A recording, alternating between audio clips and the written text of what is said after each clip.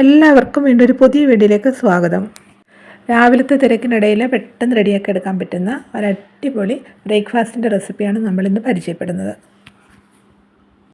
ഇത് നമ്മൾ തയ്യാറാക്കാൻ പോകുന്നത് നല്ല സോഫ്റ്റും ടേസ്റ്റിയുമായിട്ടുള്ള ഓട്ടടയാണ്. ഈ വീഡിയോ ഇഷ്ടമാവുകയാണെങ്കിൽ ഒന്ന് ലൈക്ക് ചെയ്യണം. അതുപോലെ ഫ്രണ്ട്സ് റിലേറ്റീവ്സിനൊക്കെ ഒന്ന് ഷെയർ ചെയ്ത് കൊടുക്കുകയും ചെയ്യണം. ഞങ്ങളുടെ ചാനൽ സബ്സ്ക്രൈബ് ചെയ്യാത്ത കൂട്ടുകാരുണ്ടെങ്കിൽ ഒന്ന് സബ്സ്ക്രൈബ് സപ്പോർട്ട് ചെയ്യുകയും ചെയ്യണം. പിന്നെ ആ ബെല്ലൈക്കൺ ഒന്ന് എനേബിൾ ചെയ്യാനും വീഡിയോ ഒന്ന് ഹൈപ്പ് ചെയ്ത് സപ്പോർട്ട് ചെയ്യാനും മറക്കരുത്.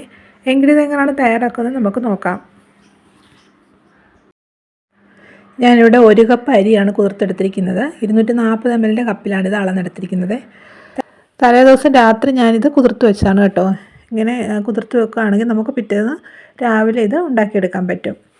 കുറഞ്ഞൊരു 4 മണിക്കൂറെങ്കിലും അരി കുതിർത്തിട്ട് വേണം ഇത് ഉണ്ടാക്കിയെടുക്കാൻ കേട്ടോ. അരി നന്നായിട്ട് കഴുകി വെള്ളമൊക്കെ മാറ്റി വെച്ചിരിക്കുകയാണ്. ഇതുണ്ടല്ലോ നമുക്ക് ഒരു മിക്സിയുടെ ജാറിലോട്ട് ഇട്ട് കൊടുക്കാം.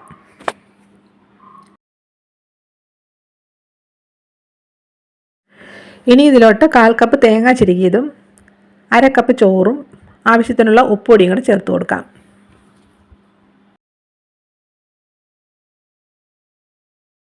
ഇനി ഇതിലോട്ട് 1/2 കപ്പ് വെള്ളം കൂടെ ഒഴിച്ച് കൊടുത്തിട്ട് നല്ലതായിട്ട് ഇതൊന്ന് അരച്ചെടുക്കണം. വെള്ളം കൂടിപ്പോരുത് കേട്ടോ. നല്ലതായിട്ട് നമുക്കൊന്ന് അരച്ചെടുത്തിട്ട് വരാം. നമ്മൾ നല്ലതായിട്ട് അരച്ചെടുത്തിട്ടുണ്ട്. ഇതുപോലെ ദോശമാവിൻ്റെയൊക്കെ പരുവത്തിലൊരു മാവ് വേണം തയ്യാറാക്കിയെടുക്കാൻ. ഇത് നമുക്ക് ഒരു പാത്രത്തിലോട്ട് മാറ്റാം.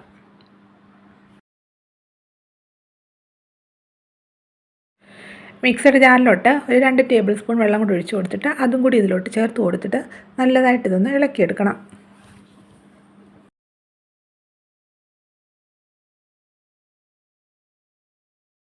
ഇനി ഇതിലോട്ട് വെള്ളം തിളപ്പിച്ചത് ഒഴിച്ച് കൊടുക്കണം. ഞാനിപ്പം 1/2 കപ്പ് വെള്ളം തിളപ്പിച്ചെടുത്തിട്ടുണ്ട്. എല്ലാം നമ്മൾ ഒഴിച്ച് കൊടുക്കുന്നില്ല കേട്ടോ. ഒരു 1/4 കപ്പോളം ഒഴിച്ച് കൊടുത്താൽ മതി. നല്ല തിളയ്ക്കുന്ന വെള്ളം വേണം ഇതിലോട്ട് ഒഴിച്ച് കൊടുക്കാൻ. എന്നിട്ട് നല്ലതായിട്ടൊന്ന് മിക്സ് ചെയ്യണം. നല്ല ചൂടോടുകൂടി തന്നെ വെള്ളം ഒഴിച്ച് കൊടുത്താലേ നമ്മുടെ ഈ ഓട്ടട ഉണ്ടല്ലോ നല്ല സോഫ്റ്റായിട്ടിരിക്കത്തുള്ളൂ. വെള്ളം ഒഴിച്ച് കൊടുത്ത് നല്ലതായിട്ടൊന്ന് മിക്സ് ചെയ്യണം. ഇതുപോലെ ഇത്രയും ലൂസായിട്ടിരിക്കണം കേട്ടോ.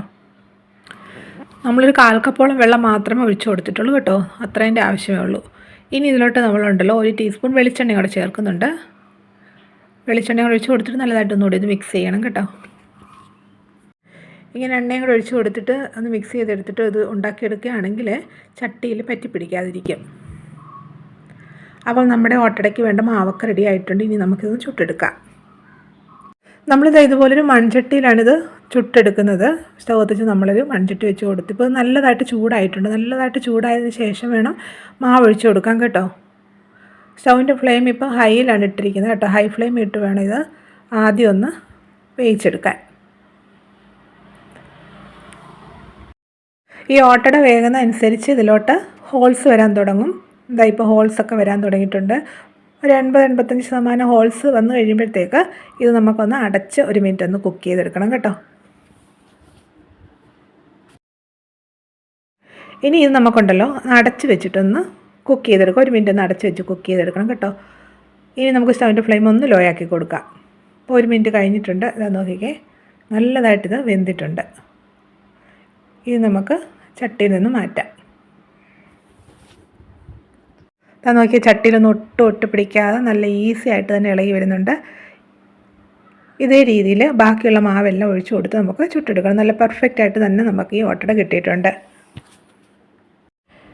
അപ്പോൾ നമ്മുടെ അടിപൊളി ടേസ്റ്റിലുള്ള ഓട്ടട ഇവിടെ റെഡി ആയിട്ടുണ്ട്. ഇത് നമുക്ക് ഇറച്ചിക്കറിയോ മുട്ടക്കറിയോ അല്ലെങ്കിൽ മീൻ കറിയോ ഒക്കെ കൂട്ടി കഴിക്കാം കേട്ടോ. അതും അല്ലെങ്കിൽ ഈ തേങ്ങാപ്പാൽ എടുത്തിട്ടുണ്ടല്ലോ അതിലോട്ട് കുറച്ച് പഞ്ചസാരയും ഏലക്കാപ്പൊടിയൊക്കെ ചേർത്തിട്ട് അത് ഒഴിച്ചു കൊടുത്തിട്ട് കഴിക്കാനാണെങ്കിൽ സൂപ്പറാണ് കേട്ടോ. എല്ലാവരും ഉണ്ടാക്കി നോക്കണം കേട്ടോ. എല്ലാവരും ഉണ്ടാക്കി നോക്കിയിട്ട് നിങ്ങളുടെ അഭിപ്രായങ്ങൾ കമൻറ്റ് ചെയ്യണം. വീഡിയോ ഇഷ്ടമായെങ്കിൽ ലൈക്ക് ചെയ്യണം.